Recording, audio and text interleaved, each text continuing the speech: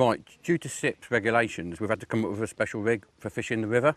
What I've got is £6 main line, and one of the rules is the feeder has to be free running. So as you can see, just there, it's free running, moving up and down the line. This is so that if the main line breaks above the feeder, the fish is not left trailing any tackle. So we've got a free running rig, and what we wanted to do was make it as tangle free as possible. So the first job when tying it is to thread the snap link swivel up onto the line. So that threads up towards the rod top, and then what I do is tie a 4 to 6 inch loop, big loop, in below the loose feeder. So I've got a 6-inch loop in the bottom of the main line, and then what I've done is tied a series of small loops. I've got one about 1.5 inches below the main knot, then another one, and then finally the loop at the bottom is where my hook length joins.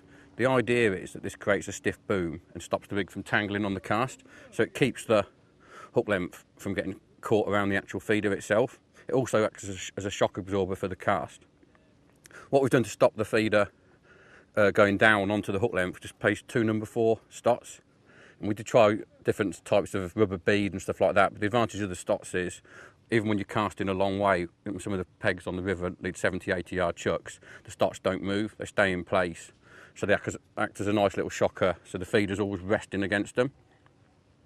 Then we've got your hook length. All I've done is a little loop to loop connection.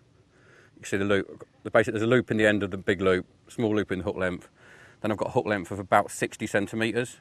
And when there's restrictions on hook length size, it's 50 centimetres minimum.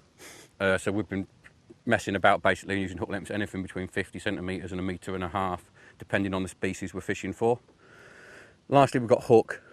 Because of the diversity of the river, we could be fishing for carp, carasio, catfish.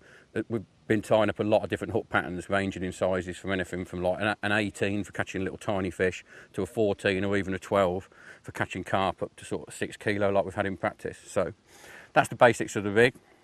Now it's all going to be about the fishing.